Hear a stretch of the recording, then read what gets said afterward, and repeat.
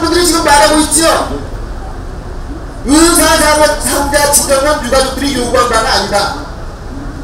각종 언론을 통해서 그러한 발언이 나오고 있습니다. 그러하다 보니까 이 의사자 지정 논란에 대해서 비판 여론이 많이 생겼습니다.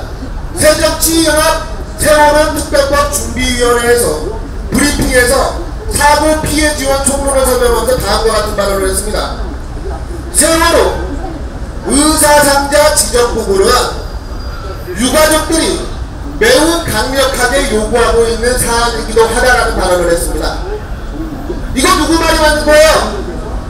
새정치민주연합이 우리 국민 대무시하고 의사상자 이야기를 먼저 들고 나왔는지 아니면 유가족들이 먼저 들고 나왔는지 정말 궁금하지 않습니까? 저는 여기에 대한 해답을 듣고 싶습니다. 새정치민주연합에서 만들어난 세월호 특별법안 때문입니다. 우리 국민들 정서, 대한민국 헌정질서와는 너무도 거리가 먼 그러한 법안이기 때문에 우리 국민들이 비판을 하는 겁니다. 우리 국민들이 도저히 이해할 수는 없나 새정치민주연합에서 발의한 세월호 특별법안의 주요 골자에 대해서 설명을 드리겠습니다. 22가지가 주요 골자인데 제가 하나하나 설명드리겠습니다. 첫 번째가 무엇이냐? 사망자에 대한 국가 추념의 지정. 여기까지는 이해를 할 수가 있어요. 왜냐?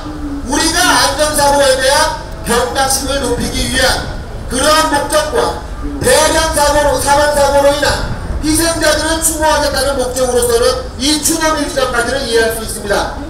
하지만 문제는 다음부터입니다. 두 번째, 추모공원 지정. 세 번째, 추모비 걸림. 네 번째, 사망자 전원 의사자 처리. 다섯 번째, 이 다섯 번째부터 이해가 안 되기 시작해. 다섯 번째 뭔지 아십니까? 공무원 시험 가산점 주기.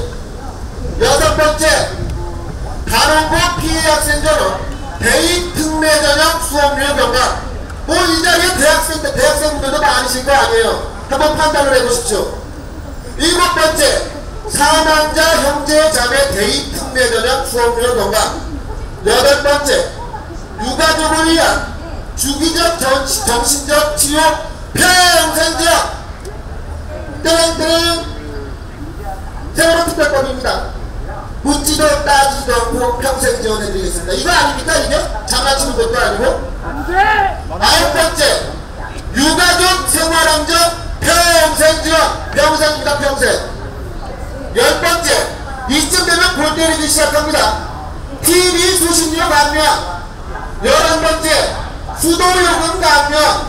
12번째, 전기요금 감면. 13번째, 전화요금 등의 공공요금 감면. 14번째, 이 14번째하고 15번째는 정말 이해가 안 돼요. 14번째 뭔지 아십니까?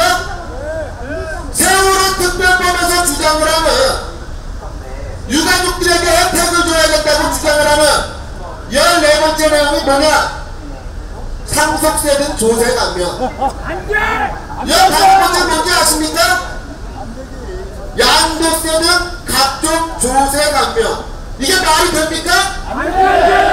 16번째, 기타 세월호 피해자에 대한 근로자 치유 휴직. 17번째, 유가족들의 직계비속에 대한 교육비 지원. 19번째, 아이보기 지원. 20번째, 간병 서비스. 21번째, 화물 등 물적 피해 지원. 22번째, 경제적 어려움을 겪고 있는 피해자 금융거래 관련 협조 등.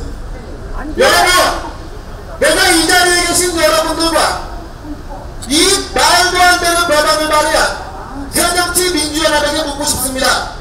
이것이 세월호 특별법안입니까? 아니면 평생 노후보장 특별법안입니까? 이게 말이나 된다고 생각하십니까? 뇌가 있으면 생각을 해보세요. 사건의 진상을 규명을 하겠다는 법안에 평생 지원, TV 수신료, 수도요금, 통신요금, 공공요금, 양도세, 취득세는 뭡니까? 말도 안 돼! 말도 안 된다! 이게 말이 됩니까? 안 돼! 나라